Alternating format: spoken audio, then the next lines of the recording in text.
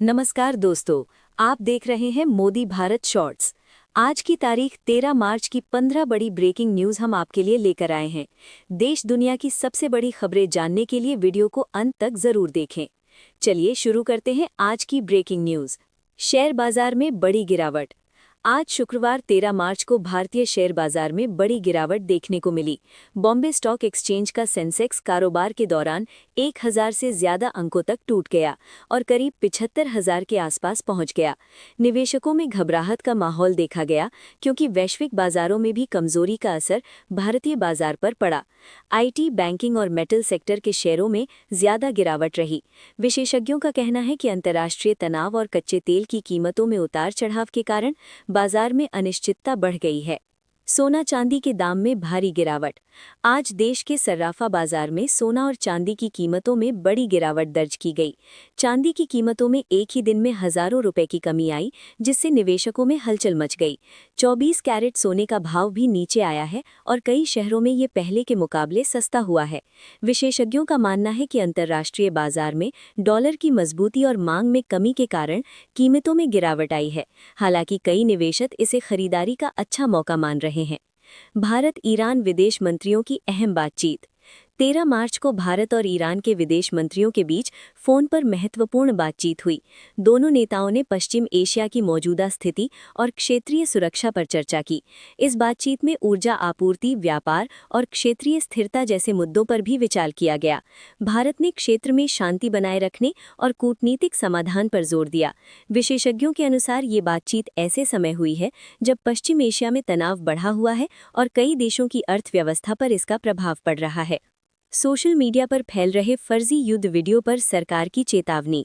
केंद्र सरकार ने नागरिकों को सोशल मीडिया पर फैल रहे फर्जी युद्ध वीडियो और भ्रामक खबरों से सावधान रहने की चेतावनी दी है।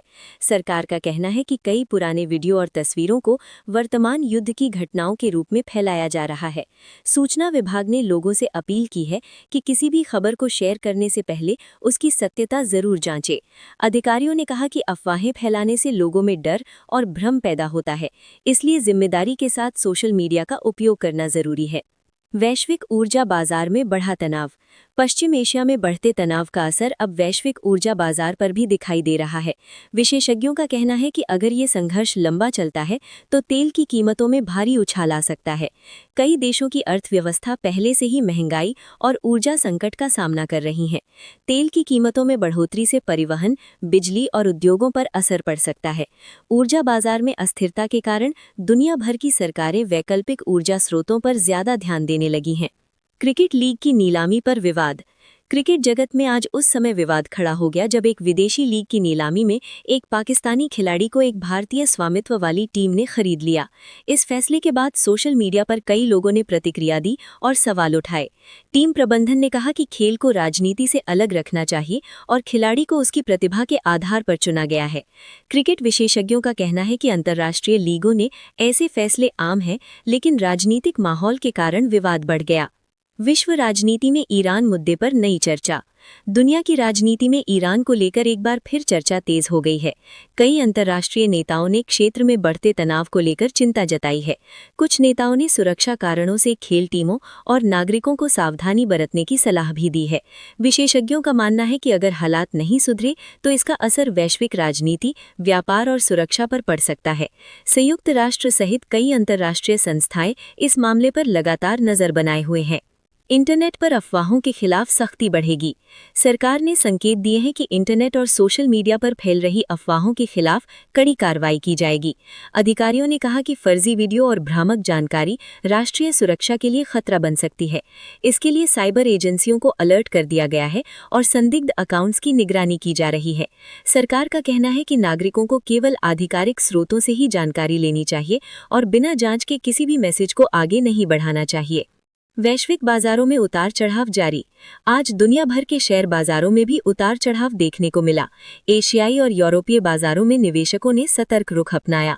आर्थिक विशेषज्ञों का कहना है कि भू राजनीतिक तनाव और ऊर्जा कीमतों की अनिश्चितता के कारण निवेशकों में चिंता बढ़ी है। कई देशों के केंद्रीय बैंक भी स्थिति पर नजर रखे हुए हैं। अगर वैश्विक हालात स्थिर नहीं हुए तो आने वाले दिनों में बाजारों में और अस्थिरता देखने को मिल सकती है। भारत में निवेशकों की रणनीति बदली। शेयर बाजार की गिरावट के बाद कई निवेशकों ने अपनी निवेश रणनीति में बदलाव करना शुरू कर दिया है। विशेषज्ञ सलाह दे रहे हैं कि घबराहट में शेयर बेचने के बजाय लंबी अवधि की योजना बनाना बेहतर होता है। कई निवेशक अब सोना, सरकारी बॉन्ड और सुरक्षित निवेश ऑप्शनों की ओर भी रुख कर रहे हैं। वित्तीय सलाहकारों का कहना है कि बाजार में उतार चढ़ाव सामान्य है और समझदारी से निवेश करना ही सबसे सुरक्षित तरीका है। मौसम विभाग की नई चेतावनी। भारत के कई राज्यों में मौसम विभाग ने बारिश और तेज हवाओं को लेकर चेतावनी जारी की है। उत्तरी और मध्य भारत के कुछ हिस्सों में अगले 2 दिनों तक मौसम बदलने की संभावना है। किसानों को भी सलाह दी गई है कि वो फसल की सुरक्षा के लिए आवश्यक कदम उठाएं। मौसम वैज्ञानिकों का कहना है कि पश्चिमी विक्षोभ के कारण ये बदलाव हो सकता है, जिससे तापमान में भी हल्की गिरावट देखने को मिल सकती है। डिजिटल सुरक्षा पर बढ़ता जोर। देश में डिजिटल सेवाओं के तेजी से बढ़ने के साथ डिजिटल सुरक्षा का महत्व भी बढ़ गया है। विशेषज्ञों ने लोगों को मजबूत पासवर्ड इस्तेमाल करने और संदिग्ध लिंक से दूर रहने की सलाह दी है। कई बैंक और कंपनियां भी अपने ग्राहकों को साइबर फ्रॉड से बचने के लिए जागरूक कर रही है। सरकार भी डिजिटल सुरक्षा को मजबूत बनाने के लिए नई नियमों और तकनीकों पर काम कर रही है। शिक्षा क्षेत्र में नई पहल।